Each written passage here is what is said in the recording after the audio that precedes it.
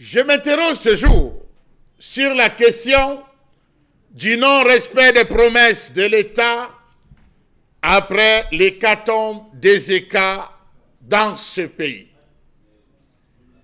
Comment comprendre que le non-respect des promesses formulées par l'État depuis près de 40 ans dans ce pays peine à passer? Le peuple en a la gorge des promesses. Les promesses qui battent les records concernent les régions septentrionales de ce pays. Comment comprendre cette déformation devenue norme au Cameroun, le temps du président, pour ce qui concerne la réalisation des promesses faites? Ont-ils oublié qu'une promesse est une dette? Question. D'ailleurs, que sont devenues les conclusions du rapport d'enquête qui aura créé pas mal de polémiques? Quelques heures après la survenue de la catastrophe des ECA, le chef de l'État avait déclaré, je cite, « J'ai appris la nouvelle du déraillement qui a causé des dégâts matériels importants, de nombreux morts et des blessés. Ma pensée et mes premières paroles vont d'abord aux familles des victimes et aux blessés. Je tiens à renouveler à leur intention toutes mes condoléances les plus attristées.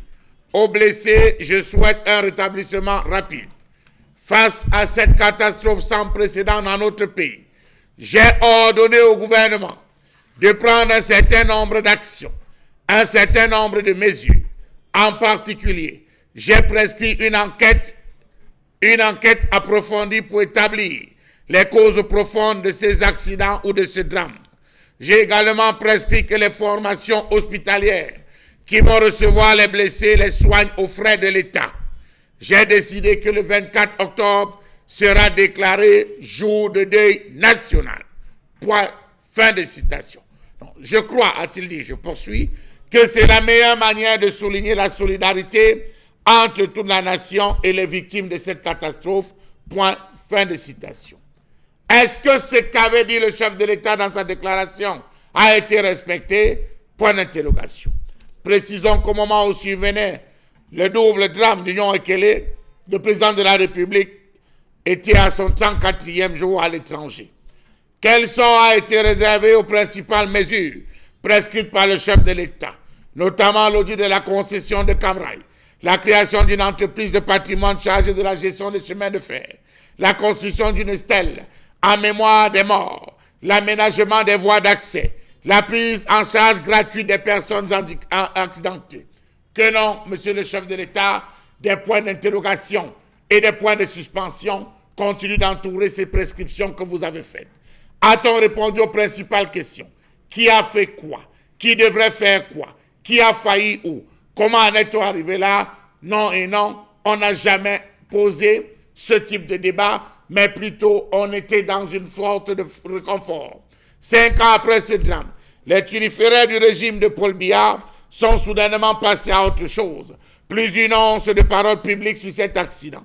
21 octobre 2016, 21 octobre 2021, 5 ans d'amertume et douleur.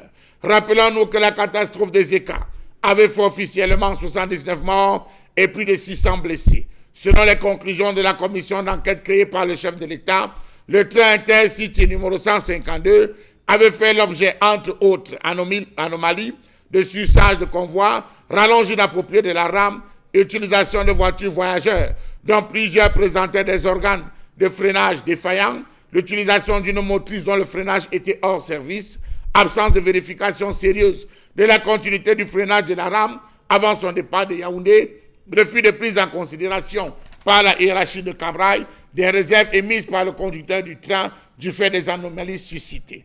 A-t-on pensé changer lors de la relance du train, ou si vous voulez, de la voie Intercity? A-t-on pensé à cela en changeant le type de locomotive ou de wagon? Question. Comment comprendre que 5 ans après, l'hôpital public construit en 1948, l'hôpital public des ECA, reste vétuste, doublé d'un manque d'équipement, personnel insuffisant, équipements médicaux inexistants et une morgue hors service? Comment comprendre qu'à ce jour, même la structuration de l'hôpital pose encore un problème? Pour transporter un patient de la salle d'hospitalisation à l'autre bout, il faut sortir du bâtiment et marcher sous la pluie ou le soleil. L'hôpital n'a toujours ni ambulance équipée, ni échographie à plusieurs sondes, ni défibrillateur, ni électrocardiogramme. Pourtant, le gouvernement de Philémon Yang avait pompeusement annoncé le réaménagement de l'axe Ezeka-Makak, Ngoumou et la dotation en ambulance médicalisée de l'hôpital de district de Seka. On attend depuis rien. Pourtant, toutes ces promesses avaient été annoncées tambour battant par le gouvernement au lendemain de la pire tragédie ferroviaire de l'histoire du pays. 5 ans après l'accident du train de Zeka, qui a officiellement fait 79 morts et 600 blessés, on se retrouve encore à décrier l'état des wagons, des nouveaux wagons, des récents wagons. Qu'est-ce qui a été fait depuis pour le traumatisme des populations de Zeka?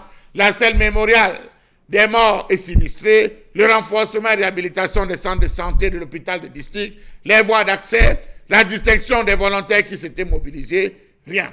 Comment comprendre cette méprise du peuple? Savez-vous que la stèle du souvenir, dont la pose de la première pierre avait eu lieu à un grand renfort de publicité en 2017 par le ministre des Arts et de la Culture de l'époque, Narcisse Mouelle-Combi, est dans l'abandon total. Aujourd'hui, il gère le sport. Pardon, excusez-moi. Terminer les discours interminables, Ezeka se porte bien. J'y reviens d'ailleurs. Les herbes vous disent bonjour.